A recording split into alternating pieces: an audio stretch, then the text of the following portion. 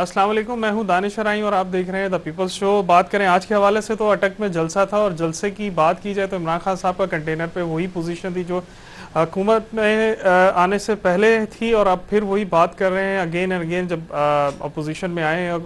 Opposition के against government जो है वो आए हैं, उन्होंने एक वही बयानात दिए हैं जो कॉल दी गई थी जलसों की, उन जलसों की डेट्स पर आके सेम बातें जो बार बार रिपीट हो रही हैं। मगर आज की बात करें तो उसमें कुछ खास जो है वो संगीन इल्जामात है मुस्लिम लीग नून और पीपल्स पार्टी की क़यादत पे। एक ऑन कंटेनर ऑन स्क्रीन उन्होंने काफ़ी बड़ी बात की है, इस पे हम बात करेंगे। मगर जो इल्जामात वो लगा रहे हैं करप्शन के, और करप्शन के पे जो बातें वो कर रहे थे जो 2011 से सुनते आ रहे हैं, और आज भी उसी पे उन्होंने बात की कि करप्शन, ये करप्ट लोग हैं। वजीर आजम और उनके भाई 40 अरब के केसेस उनके बताया, जरदारी साहब के हवाले से भी ये ऐसी ही बातें उनकी तरफ से की गई। मगर आज जो एक खास रिपोर्ट है, एक सहाफ़ी हैं, उन्होंने काबीना के अरकान, तहरीक इंसाफ की जो काबीना है उनके अरकान के जो असासे हैं उस पर एक रिपोर्ट तैयार की है कि 2017 से 2019 के बीच में जो है असासे काबीना के अरकान के बहुत ज़्यादा बढ़े हैं। उनकी तकरीबन जो है 150 से 300% जो है उनमें इजाफा हुआ है उन असासों में। और उसके साथ साथ जो है उन्होंने ये भी बताया कि 12 अरकान ऐसे हैं जिनके असासे वो 2 अरब से 5.5 अरब तक पहुंचे हैं इन 2 सालों के अंदर। तो एक बहुत बड़े फिगर्स हैं, और ये किस तरह इतनी जल्दी असासे बढ़े, इस पे ज़रूर इन्वेस्टिगेशन होनी चाहिए। और जो इल्ज़ामात खान साहब लगा रहे हैं दूसरों पे, उसने थोड़ा सा अपने कंटेनर पे जो 7 चेयर्स पे बैठे हुए लोग हैं उनको, उन पर भी नज़र रखनी चाहिए कि क्यों उनके असासे जो हैं इतनी तेज़ी से बढ़े हैं जब वो हुकूमत में थे। इसी पे हम बात करेंगे आज के हवाले से, इस रिपोर्ट के हवाले से और जलसे के हवाले से हमें ज्वाइन किया है रहनुमा पीपल्स पार्टी के आसिफ बशीर भगत साहब। Welcome to the show sir. क्या कहेंगे आप? कंटेनर पे तो वही बातें हैं, और आपकी जो लीडरशिप है मुस्लिम नून और पीपल्स पार्टी दोनों पे संगीन इल्जामात भी हैं, और साथ साथ जो है खुद अपने जो अरकान जिन्हें कंटेनर पे लेके बैठे हुए थे उनके असासों में भी काफ़ी कई 100 गुना इजाफा हुआ है। देखिए, जहाँ तक ये जलसों की खान साहब की या उनकी जो वो कोर टीम है उनकी अगर बात करें तो मैं समझता हूँ कि ये तो जो उनकी एक खास जो वो फॉलोइंग है, जिसको आप कह रहे हैं कि कल्ट फॉलोइंग है, वही उन बातों को सराह सकते हैं, वही उन बातों को दाद दे सकते हैं। बाकी तो जब से खान साहब इक़्तिदार से निकले हैं, मैं समझता हूँ कि उनका जैसे कि उनको ये कह के लाया गया था कि जी आपको हम 2028 तक रखेंगे जी, तो वो जब निकले हैं इक़्तिदार से तो उनका जैसे अपना तवाज़ुन ही ठीक नहीं रहा। वो तो आजकल जितनी भी गुफ्तगू कर रहे हैं बैकी गुफ्तगू है, और पिछले 26-27 साल से उनकी जो गुफ्तगू है वो यही है कि जी चोर चोर चोर, फलां करप्ट, यही वो गुफ्तगू है। लेकिन हैरानगी की बात तो ये है कि 4 साल वो इक़्तिदार में रहे हैं। 4 साल इक़्तिदार में उन्होंने किसी एक चोर को पकड़ के उसको सजा दिलवाई हो, या उन्होंने किसी से कोई रिकवरी करवाई हो। सर पकड़ के तो सबको ही रखा है, रिकवरी नहीं हो सकी और ना कोई इल्जामात साबित कर सके। मैं यही गुजारिश कर रहा हूँ। मेरा कहने का मकसद ये था कि उन्होंने नैब के इदारे को, उन्होंने FIA के इदारे को, उन्होंने एंटी करप्शन के इदारे को सिर्फ स्क्रू करने के लिए जो है वो इस्तेमाल किया। ये जब आए थे, देखें माजी में ऐसा हुआ है कि 90s में पीपल्स पार्टी की गवर्नमेंट गिरती थी तो नून लीग या उस वक्त इस्लामी जमहूरियत की गवर्नमेंट आती थी, बाद में फिर पीपल्स पार्टी की आती थी।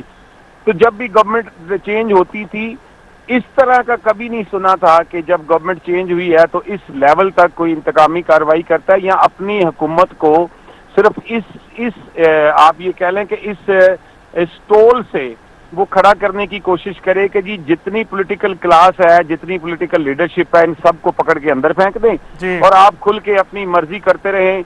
आपको और जो फैसिलिटेशन थी खान साहब को, अभी मैं हैरान होता हूं इस बात से कि भाई जो आपकी नैपियां तक आपकी चेंज करते रहे हैं, जिन्होंने आपको 2011 लाहौर का जलसा जो था वो ऑर्गेनाइज करवा के दिया, जिन्होंने आपको फाइनेंस किया, जिन्होंने आपके लिए फाइनेंसिंग इकट्ठी की, जिन्होंने आपके लिए सारी सियासी जमातों से बंदे तोड़ के लाए, जिन्होंने आपके लिए इस हद तक किया कि सारे अदारे से लेके मीडिया तक सब कुछ आपके साथ उन्होंने कर दिया।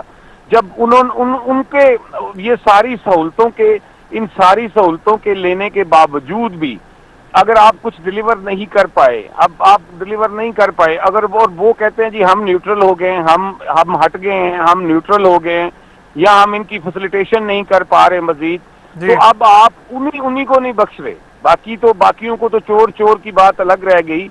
कि मैं समझता हूं कि ये ऐसा ऐसा कोई कमाल का लीडर हमने देखा है या कमाल का इंसान देखा है, मैंने अपनी जिंदगी में इतना मोहसन कुछ इंसान नहीं देखा। इस जी पे जहांगीर तरीन ने मेहरबानी की, उसका देख लें उसने इसके साथ क्या किया। इसको अलीम खां और जहांगीर तरीन ने इसकी सारे सियासत को स्पॉन्सर किया, इसके सियासी जलसों को स्पॉन्सर करते रहे, इसके ऊपर इन्वेस्टमेंट की। जहांगीर तरीन साहब ने इसके घर का किचन तक चलाया। तो मतलब जितने लोगों ने भी इन पे एहसान किया, मैं समझता हूं कि अगर अदारों ने, अब अदारों को भी समझ आ गई कि हमने इसके ऊपर कितने एहसानात किए, लेकिन वो कभी किसी को मीर जाफर बोल रहा है, वो कभी किसी को जानवर बोल रहा है, वो कभी अदारों का नाम ले लेके अदलिया को कभी इलेक्शन कमिश्नर के, वो इलेक्शन कमिश्नर के जो आपने इलेक्शन कमिश्नर खुद चुना, उस इलेक्शन कमिश्नर के खिलाफ ये किस किस्म की गुफ्तगू कर रहे हैं, और माजी में उस इलेक्शन कमिश्नर की बड़ी तारीफें कर रहे हैं। तो बात सिर्फ इतनी है कि ये किस किस्म का इंसान है कि जिसने, मैं कहता हूं कि इनके सबसे करीबी साथी जो 40 साल की रफाकत थी, मरहूम जो जिनकी वफात हुई, तो वो ये उनके जनाजे पे नहीं गए। नईमुल हक साहब जो इनके बचपन के साथी थे, जो सियासी पूरी जिंदगी में इनके साथी थे, उनकी वफात हुई तो जनाब कराची जनाजा पढ़ने नहीं गए, और बाद में भी उनके घर फातिहा खानी करने नहीं गए। उन्हें कहा जी कि उनको प्राइम मिनिस्टर हाउस में उनकी फैमिली को बुलवाया और बुलवा के उनके साथ जो है वो फातिहा खानी की। ये इस किस्म का इंसान है। इसकी आप किस बात पे, मैं समझता हूं कि किसी बात को जो संजीदा लोग हैं, जो अहले शऊर हैं, जिनको कुछ सूझबूझ है, सिवाय इसके जो इनकी एक फैन फॉलोइंग है, जो एक मखसूस मिडिल क्लास और अपर मिडिल क्लास की एक आप मैं समझता हूं कि एक उनकी भी एक मखसूस एक नंबर है कि जो इनकी एक फैन फॉलोइंग है। ये अगर मैं देख लें, मुझे अभी तक याद है, मुझे एक बंदे को मैंने मेरे हलके में 2018 में कहा कि दोस्त था मेरा, यार मुझे आप वोट करो। उसने कहा जी मैं आपको वोट नहीं करने जा रहा। मैंने कहा क्यों? वो कहता जी मैं हमेशा वोट करता हूँ रियासत को देख के। रियासत का मतलब उनका ये था कि मैं देखता हूँ कि हमारी फौज का रुझान किस तरफ है, तो मैं उस पार्टी को हमेशा वोट करता हूँ। कि मतलब ये कि बहुत सारा ऐसा नंबर था लोगों का जिन्होंने वोट इनको इसको वजह से किया कि इनके पीछे अदारे खड़े हैं। लेकिन अब अंदाजा लगा लें कि वो जो इनकी एक मखसूस कल्ट फॉलोइंग है, जो एक मखसूस इनके वो फैन फॉलोइंग है, अगर इसने यहीं से यू टर्न लिया और अदारों के खिलाफ जो है वो इस किस्म के इल्जामात शुरू कर दिए हैं, उनको अजीब अजीब किस्म के अलकाबात देने शुरू कर दिए हैं, और वो जो इनकी मखसूस फैन फॉलोइंग है वो उसमें भी वाह कर रहे हैं। मतलब ये मैं समझता हूँ कि ये हमारी तो समझ से ये बात बाहर है कि ये किस किस्म का लीडर है, ये किस सर। किस्म मगर एक अभी कोलिशन गवर्नमेंट है, आप लोग भी हुकूमत में हैं, जो तरीकाकार इन्होंने अपनाया था उससे बिल्कुल डिफरेंट आपका स्टैंस है, मगर आपकी तरफ से खामोशी भी काफी है इस गवर्नमेंट की तरफ से। इतने केसेस मतलब फरागोगी के हवाले से एक बात काफी तेज उठी और फिर कहा गया कि 10 मई को वो आ रही है, मगर वो नहीं आई। इसके बाद फिर तोशा खाना के हवाले से बहुत तेजी से बात उठी थी और फिर वो सेटल होगी। उसके बाद फिर लगा कि परसू नहीं किया जा रहा। अब जो है आज एसेट्स जो हैं, जो देखा गया 2017 से 2019 पे, यही खान साहब जो है हुकूमत में आने से पहले कहते थे कि ये एसेट्स जो हैं आपके अगर बढ़ रहे हैं, आप हुकूमत में हैं, तो आपको असासों को चेक किया जाना जरूरी है। आप अपनी ओहदे का जो है वो गलत इस्तेमाल कर रहे हैं अपने एसेट बढ़ाने की। मगर अभी उनकी काबीना के 51 मेंबर्स जो हैं, उनके अकाउंट जो असासे हैं वो तकरीबन 100% से ज्यादा बढ़े। तो आपकी गवर्नमेंट क्यों खामोश है, क्यों इस पे एक्शन नहीं लिया जा रहा? देखिए, मैं आपसे गुजारिश करूं कि पहली बात यह है कि हमारी पाकिस्तान पीपल्स पार्टी की जब भी गवर्नमेंट आई है, जो लास्ट हमारा रजीम था 2008 से 13 तक, आपको याद होगा कि उन 5 सालों में एक भी सियासी कैदी नहीं था, एक भी किसी के खिलाफ इंतकामी कार्रवाई नहीं हुई थी। अगर किसी के खिलाफ कुछ जेन्युइन केस आया था तो वो अदारों ने अपना रास्ता लिया था। तो हम समझते हैं कि जब ये गवर्नमेंट बनी है तो हमारी पार्टी ने, हमारे चेयरमैन ने भी प्राइम मिनिस्टर साहब से यही गुजारिश की कि हम नहीं चाहते कि किसी के खिलाफ कोई इंतकामी कार्रवाई हो, लेकिन जो कानून है, अगर कोई कानून की खिलाफ वर्जी करेगा, अगर कोई आइन शिकनी करेगा, अगर कोई भी ऐसी ऐसी नंगी कोई कानून की जो है वो कानून के साथ खिलवाड़, नंगा खिलवाड़ करेगा तो उसके खिलाफ तो कार्रवाई होगी।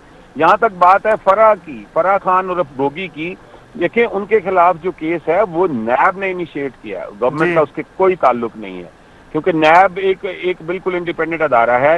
नैब ने उनका मीडिया के ऊपर, उनके सोशल मीडिया के ऊपर जब बहुत ज्यादा उनके खिलाफ बातें सामने आई हैं, तो नैब ने खुद से उनके खिलाफ एक इंक्वायरी इनिशिएट की है। मेरा नहीं ख्याल कि वो उसका गवर्नमेंट का कोई इससे कोई ताल्लुक है, लेकिन वो इंक्वायरी चल रही है। नैब ने कोई 101 अदारों को जो है वो उनकी जो उनके एसेट्स हैं उनको ढूंढने के लिए लेटर्स लिखे हैं, उनको बुलाया है। वो दोनों मियाँ बीवी बाहर जा बैठे हैं, वहां से वो सिर्फ मीडिया के साथ ही जो है वो इंटरेक्शन कर रहे हैं। लेकिन वहां पे एक मजे की बात ये हुई है कि फवाद चौधरी साहब जो थे, उनसे सवाल किया किसी ने कि जी ये फराह खान के बारे में हम सवाल करना चाहते हैं, तो उन्होंने कहा जी मैं तो नहीं जानता कि ये फराह खान कौन है।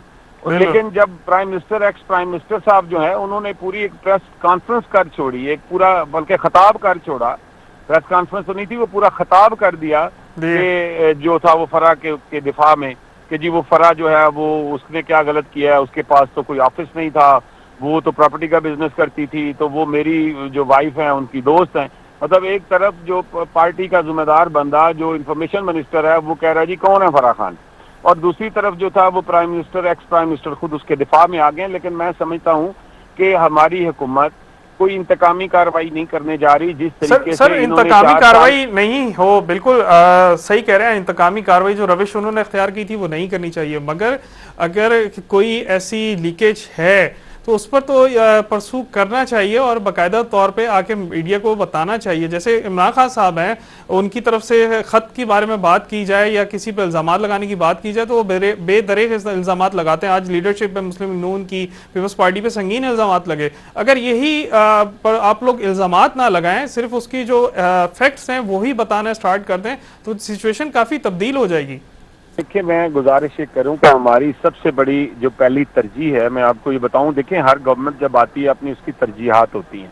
हमारी सबसे पहली तो तरजीह ये है कि जो खान साहब पिछले 4 साल में इस मुल्क की मईशत का बेड़ा गर्क कर गए हैं, वो आपको आपके सामने है, सबको पता है, अब आम पब्लिक को भी पता है कि जिस तरीके से जब इनको पता चला कि मेरे खिलाफ जो है वो नो कॉन्फिडेंस आ रही है, तो इन्होंने सब्सिडीज जो थी वो देनी शुरू कर दी, पेट्रोल के प्राइसेस फ्रीज कर दी, जून तक ऐलान कर दिया। और इनको पता था कि ये जा रहे हैं, तो इनको ये था कि जो नई आने वाली गवर्नमेंट है उसके लिए मसाइल बढ़ेंगे। जब इन्होंने इनका आईएमएफ के साथ मुआहदा हो चुका था, जब आईएमएफ के साथ, अब देखें आईएमएफ के साथ मुआहदा होने के बाद जब इन्होंने सब्सिडीज देनी शुरू की तो आईएमएफ ने वो मुआहदा सस्पेंड कर दिया। अब हमारे लिए जो सबसे पहली तरजीह है इस वक्त वो ये है कि एक तो हम इंतखाबी इस्लाहात करें और इलेक्शंस में जाएं। दूसरी तरजीह है कि जो मईशत का जो इस वक्त देखें, अब हम अगर सब्सिडीज विड्रॉ करते हैं, अगर हम सब्सिडीज रखते हैं तो आईएमएफ हमारे साथ जो है वो अपना प्रोग्राम शुरू नहीं करेगा। अगर आईएमएफ प्रोग्राम नहीं शुरू करेगा तो हमें ना सऊदी अरेबिया, ना यूएई, ना चाइना वो हमें जो है वो हमें पैसे नहीं देंगे। तो हमारे लिए बहुत सारी ऐसे इश्यूज हैं, चैलेंजेस हैं कि जो फौरी हमें चाहिए।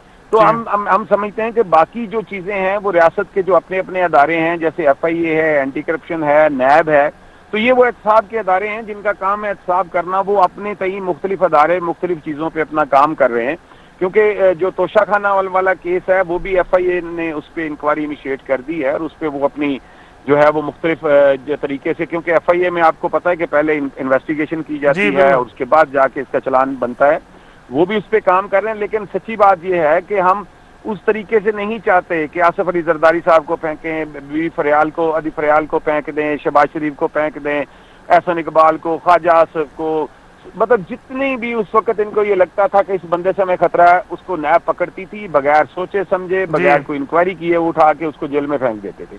हम ये नहीं चाहते कि हम वो काम करें। दूसरी बात आप कह रहे हैं कि वो इल्जामात पे इल्जामात लगा रहे हैं। मैं समझता हूँ कि इस कौम का जितना भी बाशऊर तबका है, मैं नहीं समझता कि इमरान खान की बातों पे या उसके इल्जामात पे जो बाशऊर, होशमंद, जो है ना वो सूझ समझ रखने वाला बंदा इमरान खान की बातों को कोई वेटेज नहीं देता, सिवाय एक उस मखसूस तबके के कि जिसको उसने कहना है कि जी ये कवा जो है वो सफेद है तो उन्होंने कहना है जी वाह वाह वाह, अगर उसने कहना है कि नहीं जी ये काला है तो फिर भी उन्होंने कहना है वाह जी वाह। लेकिन मैं समझता हूँ कि उस किस्म के उसके इल्जामात के अगर रिएक्शन में हम रिएक्ट करना शुरू कर दें, तो वो एक इंतकामी कार्रवाई होगी।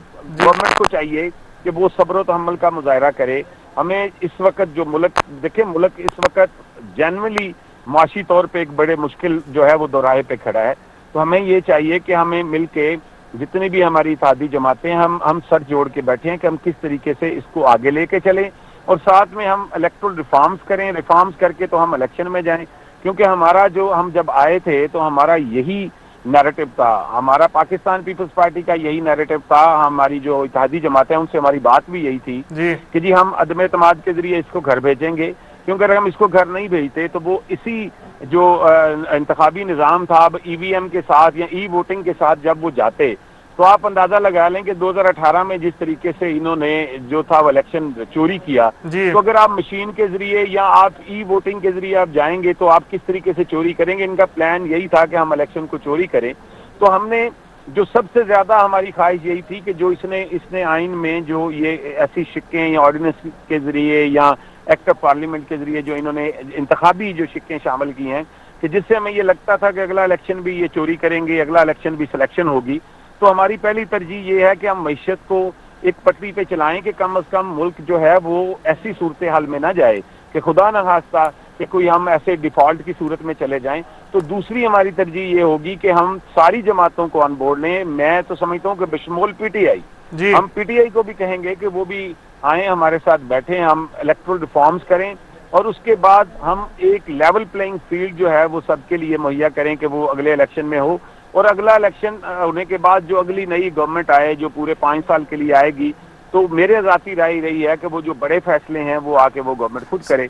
तो सर इलेक्ट्रिकल रिफॉर्म्स पे आप बात कर रहे थे, इलेक्ट्रिकल रिफॉर्म्स के बाद क्या जो एक प्लान किया जा रहा था अब्रॉड पाकिस्तान, ओवरसीज पाकिस्तानी के वोट के लिए, तो अब आपकी पार्टी की पॉलिसी क्या है कि वो वोटिंग होगी? मतलब आप जो गवर्नमेंट है, पार्टी पॉलिसी के अलावा गवर्नमेंट की भी पॉलिसी कि वोटिंग करवाई जाएगी या उन्हें अब जो है इस वक्त रोक दिया जाएगा और फिर नेक्स्ट इलेक्शन के बाद देखेंगे कि क्या प्लानिंग करनी है?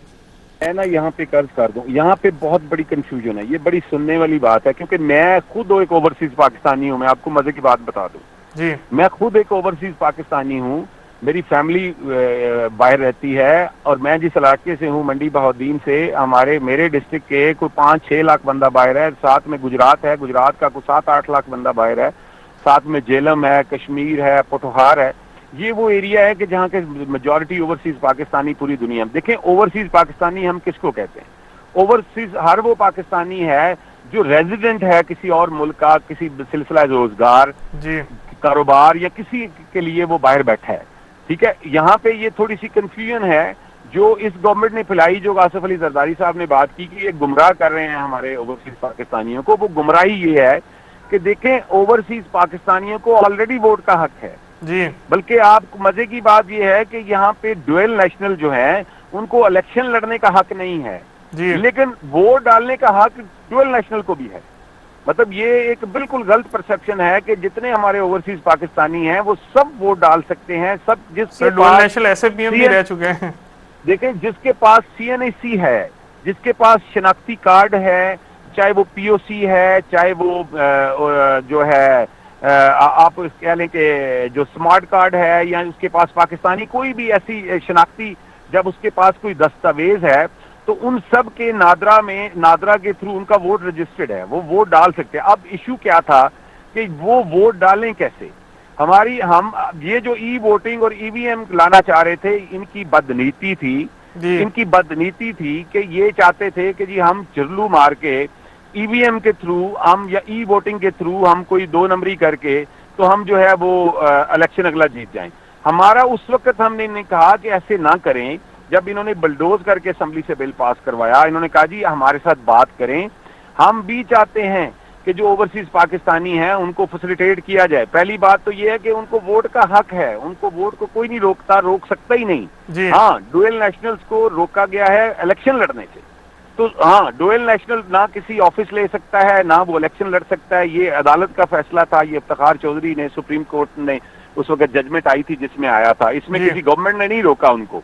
तो यहाँ पे हमारा जो इनसे इख्तलाफ था वो ये था कि आप ये जो ई वोटिंग कर रहे हैं, कि देखिए अमेरिका जैसे मुल्क में ये रौला पड़ गया कि रशिया की जो एजेंसीज हैं, केजीबी है, उसने इनके इलेक्ट्रल जो सिस्टम है इलेक्ट्रॉनिक वोटिंग वाला या मशीन वाला, उसको हाईजैक करके तो रिजल्ट बदल दिए। जी तो हमारा ये ख्याल था कि आप ओवरसीज पाकिस्तानियों को वोट का हक तो है ही है, उनको वोट को कैसे उनको काउंट किया जाए, वो कैसे वोट डाल सकें, ये एक डिबेटेबल चीज है। इस पे हम बैठते हैं, इस पे हम बात करते हैं कि किस तरीके से करें, लेकिन वो वोट डालने का तरीका मैनुअल होना चाहिए। मैं आपको बताऊं कि 2008 में 8 से 13 तक जब हमारी गवर्नमेंट थी, तो सबसे पहले ये जो इंतखाबी फरिश्ते हैं, जो ये आपकी नादरा की फरिश्ते हैं, ये हमने की थी। मैं आपको बताऊं कि मेरे शहर में, मेरा जो तहसील हेडक्वार्टर है, वहां पे इससे पहले चौधरी जो थे, वो उनके एक वजीर थे जो वहां पे इलेक्शन लड़ते थे म्यूनिसिपैलिटी का, तो 10 वार्डें थी। उन्होंने हर वोटर को हर वार्ड में उसका वोट दर्ज था, क्योंकि मतलब मैनुअल था, हम उसकी डुप्लीकेशन चेक नहीं कर सकते थे। तो उस वक्त जब हुआ तो हमने ये इनिशिएटिव लिया कि भाई पूरे पाकिस्तान में एक जगह पे वोट होगा। तो आपको पता है कि करोड़ों की तादाद से जो जाली वोट थे वो निकल गए। तो हमने उस वक्त कहा कि जी जो वोटर की शनाख्त है वो बायोमेट्रिक से हो, मतलब आप पोलिंग स्टेशन पे वोटर आ रहा है तो वो कोई जाली वोटिंग ना हो जाए, कोई गलत बंदा दूसरे का वोट ना डाल जाए। तो हमने कहा जी कि बायोमेट्रिक के जरिए वोट की शनाख्त हो, लेकिन बैलेट पेपर मैनुअल हो, क्योंकि बैलेट पेपर देखें पाकिस्तान में जो इलेक्ट्रॉनिक वोटिंग है उसको कोई भी नहीं यहाँ पे एक्सेप्ट करेगा। देखिए फर्जे माल इमरान खान साहब जो है वो यही इलेक्ट्रॉनिक वोटिंग होती है, इमरान खान साहब इलेक्शन हार जाते हैं तो उन्होंने रोड़ा डाल देना, उन्होंने कहना जी वही अदारे जिनकी वो तारीफें करते थे जब उनके साथ थे, उन्होंने कहना जी अदारों ने मुझे हरवा दिया। सर वो तो यही कह रहे हैं कि जब तक मुझे मेरे पास 2/3 मेजोरिटी नहीं आएगी मैं तब तक मानूंगा भी नहीं। ये भी कई बार वो कह चुके हैं इलेक्शन को, आप बिठा के कर भी देंगे तो भी उनकी तरफ से ना इनकार ही होगा। देखें अब इनका उसका तो इलाज कोई नहीं ना। देखें हम अब इस चीज पे कि इमरान साहब गंद करना चाहते हैं, इमरान खान, अब मैं हैरान होता हूं उनके बंदों पे, जो उनके एमएनए हैं, जो उनके मिनिस्टर एक्स मिनिस्टर हैं, जो टीवी पे आता है कहता खाना जंगी हो जाएगी। अच्छा अब उनको ये समझ नहीं कि वो लफ्ज क्या बोल रहे हैं जी। लेकिन मैं एक बात समझता हूं कि ये कोई खास ऐसे लाडले हैं हमारी रियासत के और हमारे अदारों के, ये लाडले रहे हैं कि ये जो मर्जी बोल दें। अब उन्होंने जानवर तक बोला, उन्होंने मीर जाफर तक बोला, उन्होंने पता नहीं क्या क्या बातें जजेस के बारे में की, इलेक्शन कमिश्नर को क्या क्या उन्होंने बोला कि ये जी इसको टिकट दे दें नून लीग का, लेकिन अदारों के खिलाफ इस किस्म के उनके बंदे गुफ्तगू कर रहे हैं। लेकिन अदारों को जो है वो फौरन, हमने नहीं देखा कि अदारों ने उस पर रिएक्ट प्रेस किया हो। रिलीज तो आती है, बयानात भी होते हैं। अब जैसे चीफ जस्टिस साहब के पास गए फवाद चौधरी साहब, तो आज भी उन्हें काफी कहा गया कि अगर आपको एतमाद नहीं है अदालतों पे तो आप ना आया करें, हमें बता दें, हम इसको जो है मतलब इस प्रोसेस को ही रोक देते हैं। ये बातें वो कर रहे हैं। अब यह है कि इन्हें कैसे टैकल किया जाएगा, ये तो अब गवर्नमेंट का काम है, क्योंकि गवर्नमेंट ऑन ग्राउंड है और ये इदारे जो हैं वो तो उनकी एक रिस्ट्रिक्शन है, उस हद से वो ज्यादा बढ़ नहीं सकते। देखिए ये प्राइम मिनिस्टर साहब ने अगले दिनों ऐलान तो किया था असेंबली में कि जी हम ये अदारों के खिलाफ जो मुहिम इन्होंने जारी की है, कुछ FIA ने इसके ऊपर, आपको पता है कि इन्होंने FIA ने काफी, जो साइबर क्राइम विंग है, उन्होंने बड़ा एक्शन लिया था, बहुत सारे इनके लोगों को उठाया भी था जो अदारों के खिलाफ एक बाकायदा मुनज़्ज़म मुहिम में वो जो थे वो मुलव्वस थे। तो मेरा ख्याल यही है कि अदारे सारे अपने अपने तई कुछ चीज़ों को देख रहे हैं, जो गवर्नमेंट के, जो हुकूमत के डोमेन में चीज़ें आती हैं, वो अदारे अपनी अपनी चीज़ों को मेरे ख्याल में इन्वेस्टिगेट कर रहे हैं। और गवर्नमेंट ये नहीं चाहती कि ये पहले इन्होंने एक वो खत वाला झूठ और ड्रामा शोशा इन्होंने करके जो है वो सिंपथी लेने की कोशिश की है। तो हुकूमत ये नहीं चाहती कि ये इनको फौरी कोई ऐसा रिएक्शन दे कि जिसकी वजह से ये और ज्यादा सिंपथीज लेके, और ये पहले ही उनका रोना नहीं बंद हो रहा कि जी मेरे साथ रात 12 बजे अदालतें क्यों खुली, ये क्या हुआ, जी बिल्कुल बिल्कुल सर, ये तो है। और ट्रैक भी यही है, तरीका कार भी यही होना चाहिए कि पहले इन्वेस्टिगेशन हो, उसके बाद जो है कि कोई पकड़ दकड़ की तरफ जाएं, और मतलब जब केसेस के आपके पास फैक्ट्स हों तो फिर ही करें। Thank you so much Asif Bakar sahab, आपका कीमती टाइम देने का, आपकी राय लेना जरूरी थी। बात कर रहे थे आज के हवाले से ही, उन्होंने इलेक्ट्रल रिफॉर्म्स के बारे में बताया। जो बिलावल साहब की आज की स्पीच थी उसके हवाले से भी यही बात की कि इलेक्शन जो है वो पहले रिफॉर्म्स एंड देन इलेक्शंस होंगे। उसके साथ साथ ये भी कहा कि जो प्रोसेस, जो तरीकाकार इमरान खान साहब ने अपनाया था अगेंस्ट अपोजिशन, उसके बिल्कुल बरक्स हमारी रिवायत है, हम जमहूरी तरीके से इसको यूज करेंगे। और जो केसेस उनके अगेंस्ट हैं उनकी इंक्वायरी इदारे करेंगे, इदारे उसको फाइनल करेंगे, उसके बाद देखेंगे कि क्या नेक्स्ट लाया अमल होगा। इसी पे आगे बात करेंगे। वक्त हुआ एक ब्रेक का, ब्रेक के बाद दोबारा से ज्वाइन करते हैं।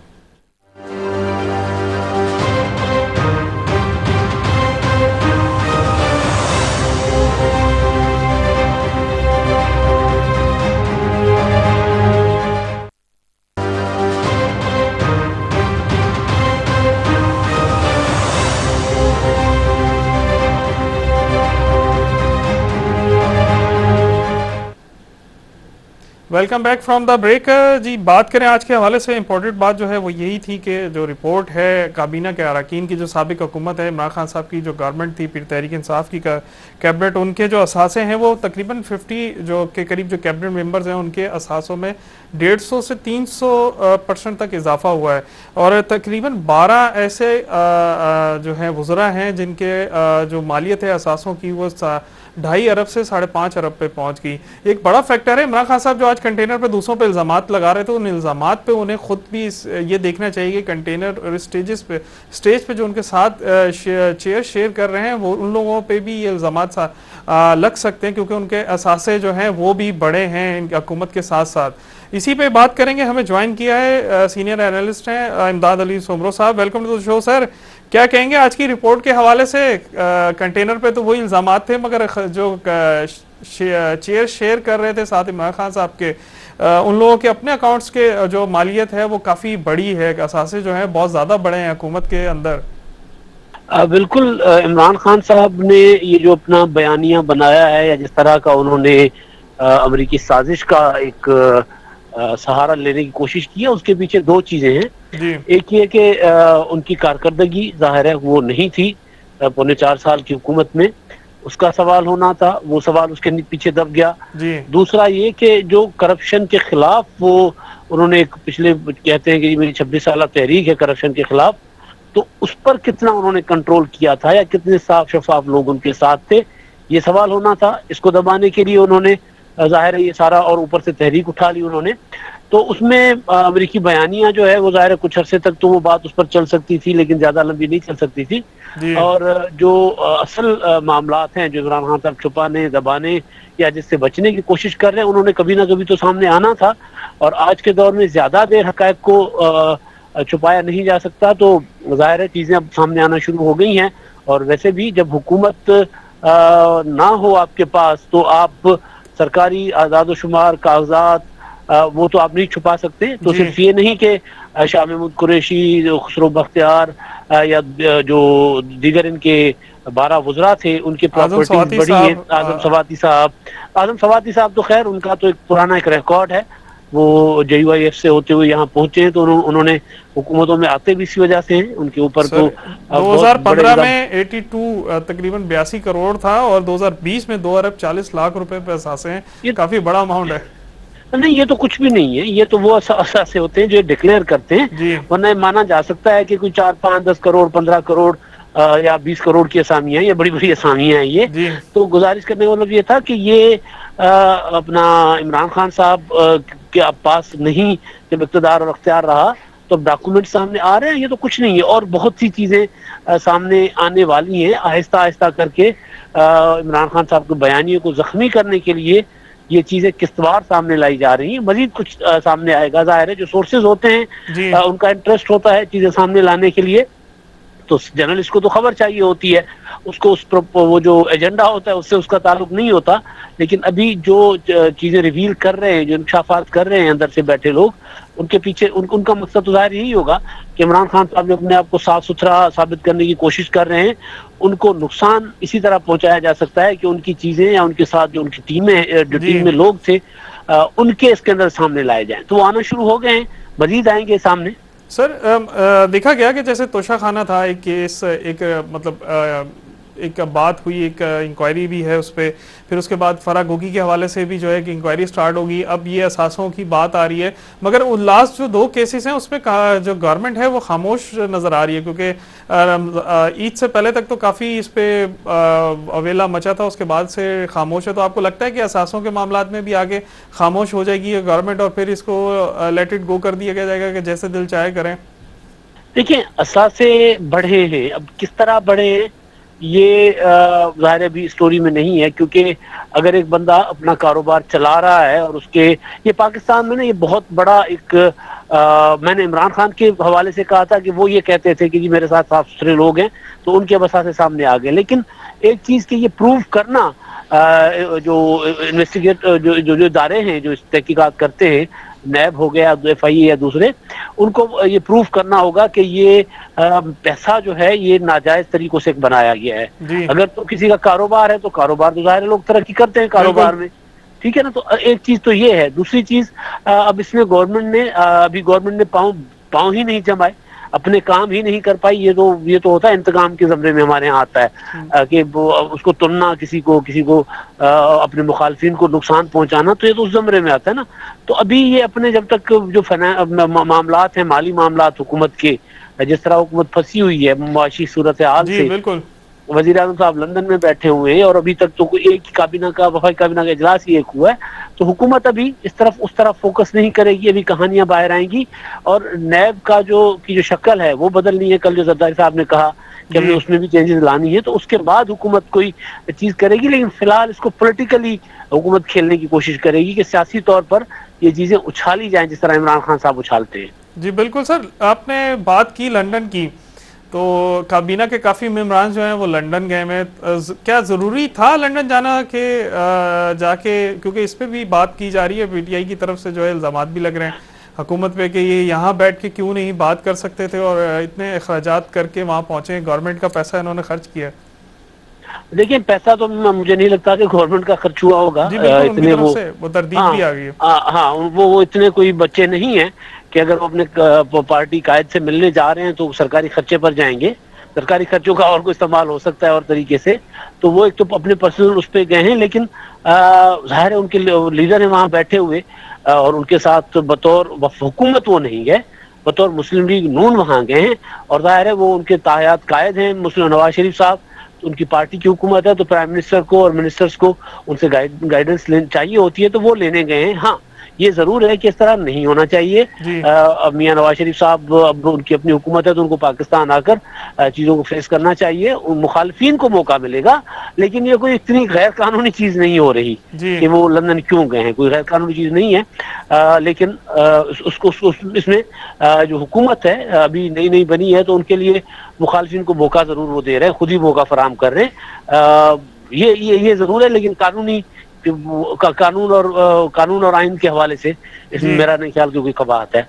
जी बिल्कुल सर, कबाहत है। अच्छा, बात करें, आपने अभी बिलावल साहब की स्पीच थी आज की, उनकी तरफ से, और मरियम साहिबा का भी आज बयान था जो देखा आपने, मरियम नवाज साहिबा का, तो दोनों में कुछ बातों में डिफरेंस है। बिलावल साहब की तरफ से कहा गया कि electoral first reforms then election, और साथ साथ कल जरदारी साहब की प्रेस कॉन्फ्रेंस भी थी कि बहुत से मामलात को सुधार के उसके बाद इलेक्शन की तरफ जाएंगे।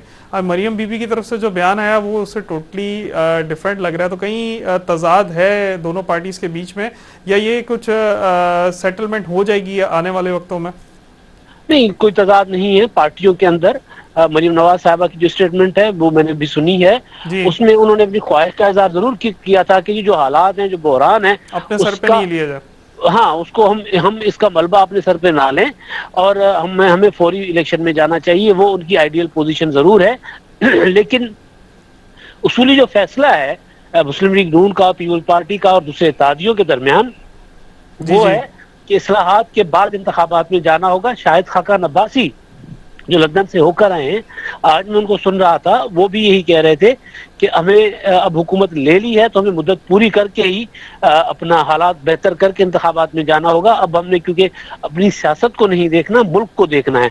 मरियम नवाज जो बात कर रही है वो पार्टी पॉलिटिक्स के हवाले से बात कर रही है कि इमरान खान की नाकामियों का मलबा हमारे ऊपर आएगा और हम उसमें होंगे, हमारी जो पॉपुलरिटी का इशू बनेगा। जी बिल्कुल। लेकिन जी सर, बिल्कुल। मगर एक चीज है कि जो प्रॉब्लम्स हैं वो बहुत ज्यादा हैं। अब आप बयानिया जो साजिश है इससे हट जाएं, जो आपके करंट अकाउंट है उसका डेफिसिट बहुत ज़्यादा है, फिर इसके बाद आपकी महंगाई है उसकी शरह कहाँ पहुँच गई है, डॉलर जो है वो अब स्टॉप नहीं हो रहा है, 192 पे क्लोज हो रहा है। तो आपको वैसे तो ये हुकूमत जो कोalition गवर्नमेंट है ये पहले ऐसे हालात से निकाल चुकी है, ऐसी सिचुएशन से मुल्क को, मगर अब लगता है कि आपको जो इतनी वर्स्ट कंडीशन है इसमें निकाल पाएंगे ये लोग, क्योंकि ये गवर्नमेंट अब ले ली है इन्होंने? देखिए, दो चीजें हैं। अगर जो देखा जाए कि मुल्क को इस बहरान से निकालना है तो फिर फौरी इलेक्शन इसका हल नहीं है। जो लोग कह रहे हैं फौरी इलेक्शन हल है, फौरी इलेक्शन में कौन मुल्क संभालेगा? को पॉपुलर इक़दाम लेने पड़ेंगे ना फौरी इंतखाबात के लिए। आज ये हुकूमत अगर 3 माह के बाद इंतखाबात का ऐलान करती है तो इसका मतलब है कि हुकूमत पेट्रोल भी सस्ता कर देगी, चीजें सस्ता करने के लिए पैसा झोंकेगी और उसके बाद इंतखाबात में जाएगी और फिर जो नई हुकूमत आएगी उसको फेस करना पड़ेगा। तो मुल्क तो नीचे जाएगा। जी तो इसलिए बेहतर ये है कि हालात ठीक करके और इंतखाबात को गैर मुतनाज़ा बनाने के लिए इलेक्शन इस्लाहात जरूरी है पाकिस्तान के लिए, वरना फिर इमरान खान साहब को अगर नहीं जीतते तो दोबारा खड़े हो जाएंगे, तहरीक चलाएंगे, तो जी कितने इंतखाबात करवाने होंगे। बुनियादी चीज ये है कि जो इंतखाबात से पहले इस्लाहात और इस्लाहात के साथ साथ मुआशी इस्तेहकाम जो है वो जरूरी है, जिसके लिए साल सवा इनके पास है। अगर उसमें ये कुछ करना चाहेंगे तो बेहतरी आ सकती है अगर इरादा है कुछ करने का। और अगर सिर्फ अपनी पार्टी पॉलिटिक्स देखनी है, पीपुल्स पार्टी हो या मुस्लिम लीग नून हो या दूसरी जमातें हो, तो फिर जाहिर है कुछ नहीं हो सकता। लेकिन जो फौरी इंतखाबात हैं वो एक पॉपुलर स्टेप तो हो सकता है पार्टी पॉलिटिक्स के हवाले से, लेकिन मुल्क के हवाले से मुझे नहीं लगता कि उसका कोई फायदा होगा। 6, 7, 8 माह फिर भी लग जाएंगे चीजें सेटल करने में। तो जब 6, 7, 8 माह लग जाने हैं, आगे चलकर भी 3 माह इंतखाबी कैंपेन, उसके बाद फिर हुकूमत बनाने का, हुकूमत साजी का अमल 1.5-2 महीने वो ले जाता है, फिर नई हुकूमत आके चीजों को देखेगी, तो ये 8 महीने से भी आगे मामला चला जाता है। तो क्या 8 महीने तक मुल्क की मईशत को और हालात को इसी तरह सिसकते रहने देना चाहिए, या आज जो हुकूमत है दुनिया के साथ इंगेज करे और अपने मामला बेहतर करे। बिलावल भुट्टो जा रहे हैं 17 को अमेरिका, तो इसी तरह इंगेज करें और वार फुटिंग पर जो चीजें सेटल करने की कोशिश करें तो बेहतरी आ सकती है। मसला ये है कि क्या इरादा और नीयत है, अगर है तो फिर ये कर पाएंगे और इनमें सलाहियत भी है। ये 2 पॉलिटिकल पार्टियां हैं जिन्होंने पाकिस्तान को बहरान से निकाला। मुशर्रफ ने जिस हालत में पाकिस्तान पीपुल्स पार्टी के हवाले किया था या पीपुल्स पार्टी ने छीना था उससे, तो उससे उन्होंने निकाल दिया था। नवाज शरीफ साहब मजीद आगे लेकर गए थे। अब दोनों कॉम्बो है, अब दोनों एक साथ बैठी हुई हैं। आसिफ जरदारी साहब का दिमाग है, नवाज शरीफ साहब का जो कहते हैं कि वो तरक्याती विजन उनका ज्यादा बेहतर है। जरदारी साहब मैनेजमेंट बेहतर कर जाते हैं, पॉलिटिकल और मुआशी चीजें ज्यादा बेहतर सेटल डाउन कर लेते हैं। तो ये बड़े दिमाग बैठे हुए हैं, तो ये कर सकते हैं अगर पार्टी पॉलिटिक्स से हटकर चीजें देखेंगे। पार्टी पॉलिटिक्स में फंसेंगे तो फिर जाहिर है फिर कोई नहीं निकाल सकता बहरानों से मुल्क को। जी बिल्कुल सर, पार्टी पॉलिटिक्स से हट के बात करें, मगर पार्टी पॉलिटिक्स पे बात करें तो अभी अपोजिशन आपको लगता है कि इन्हें कुछ काम करने देगी पुरसकून तरीके से? क्योंकि एक दिन छोड़ के एक दिन तो वो जलसा हो रहा है, और जलसा भी के बयानात भी आप देख रहे होंगे इमरान खान साहब के कि वो सारी मीडिया कवरेज उस तरफ हो जाती है, ऐसा बयान आता है। कोई फर्क नहीं पड़ता, जलसे करने से जलसे करते रहे इमरान खान साहब, घूमते फिरते रहे, उससे क्या फर्क पड़ेगा। इमरान खान साहब जलसे करके, हाँ अंटिल अनलेस इमरान खान साहब जो है वो मुल्क को जैम नहीं कर देते। जलसा आज अटक में हुआ है, अटक के कोने में जलसा हुआ है, बाकी मुल्क चल रहा है। कल किसी झेलम में थे, मुल्क चल रहा था, तो इससे फर्क नहीं पड़ता। इमरान खान साहब के बयानिए का तोड़ वो जो बना रहे हैं, उसका तोड़ ये है कि हुकूमत कुछ लोगों को रिलीफ दे। हाँ, हुकूमत नाकाम होगी, इमरान खान साहब की पॉपुलैरिटी बढ़ेगी, तो इससे जलसों से इमरान खान जलसे कर ले, लॉन्ग मार्च कर ले, कोई फर्क नहीं पड़ता। क्योंकि इमरान खान साहब के पास कोई हिकमत अमली सिवाय मुल्क जो प्रेशर बढ़ाने के लिए बड़ी बड़ी तकरीरें करने और लॉन्ग मार्च की धमकी देने के अलावा उनके पास कोई हिकमत अमली नहीं है। पीपुल्स पार्टी का जो लॉन्ग मार्च था जो बिलावल लेकर चले थे 27 फरवरी को, उसके साथ तहरीक अदम एतमाद का एक बड़ा वो ऑप्शन लेकर गए थे और मिचोर करके गए थे कि हमने इस तरफ जाना है। 6 फरवरी को फैसला हुआ था कि तहरीक अदम एतमाद की तरफ जाएंगे और बिलावल ने उसके बाद लॉन्ग मार्च का आगाज कर दिया था। तो इमरान खान साहब तो कौमी असेंबली में भी नहीं बैठे हुए, धरना उन्होंने 126 दिन 2014 में देकर देख लिया था। तो और तब तो इमरान खान साहब को ज्यादा सपोर्ट थी बहुत से कुव्वतों की, अब वो नहीं है। तो हुकूमत इमरान खान साहब के जलसों से ना घबरा रही है, ना हुकूमत को कोई परेशानी है। हाँ, मुआशी हालात ज्यादा खतरनाक है हुकूमत के लिए। उससे अगर हुकूमत अपना फोकस उधर रखेगी बजाय इसके कि इमरान खान को कैसे डील किया जाए, अपना फोकस काम करेगी तो हुकूमत बहरानों से निकाल सकती है। वरना इमरान खान साहब ने 3 साल 3.5 साल यही किया था, बजाय हालात ठीक करने के अपोजिशन को के खिलाफ इंतकामी कार्रवाइयां या फोकस अपोजिशन पे रखा हुआ था, तो इसी वजह से नाकाम हुआ था। मुझे नहीं लगता कि ये हुकूमत इमरान खान साहब का तजुर्बा दोहराएगी।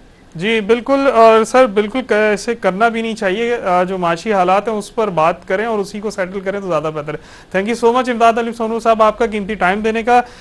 बात यही हो रही थी कि जो असासे हैं वो बढ़ते हैं और इस पर इंक्वायरी जो है वो ज़रूरी है इंक्वायरी होगी तो पता चलेगा कि एहसासे बड़े किस तरह, क्योंकि वैसे तो गवर्नमेंट में जो आते हैं लोग वो बासर अफराद होते हैं, उनके कारोबार भी बड़े होते हैं, कुछ लोग ऐसे भी हैं जिनके बड़े बिजनेसेस हैं, तो उनके एहसासे बढ़ रहे हैं तो बड़ी बात नहीं हो सकती। मगर जो जिनका कोई खास काम या कारोबार कुछ ऐसी पोजीशन नहीं थी और उनके एहसासे बढ़े, तो इस पर इंक्वायरी और इन्वेस्टिगेशन होना जरूरी है, यही इमदाद अली सुमरो साहब कह रहे थे। साथ साथ उन्होंने ये कहा कि फोकस किया जाए माशी बदहाली पे, मुल्क को तरक्की की तरफ गामजन किया जाए। इमरान खान साहब अगर जलसे कर रहे हैं तो उन्हें करने दिए जाएं। इसके जो उनके केसेस हैं वो इदारे उसे टैकल करते रहेंगे और उनके पोजीशंस जो है वाजे करते रहेंगे, मगर जो हुकूमत है उसे अपना टाइम पूरा करना चाहिए, क्योंकि अब अगर इलेक्शन की तरफ जाते भी हैं तो इनको 8 से 10 महीने लग जाएंगे। इससे बेहतर है कि जो उनके ओपिनियन है कि गवर्नमेंट अब ये जो करंट गवर्नमेंट है ये अपना टेन्योर पूरा करे और रिफॉर्म्स करने के बाद इलेक्शन कराए। इसी पे अपने होस्ट को इजाजत दीजिएगा। अल्लाह हाफिज।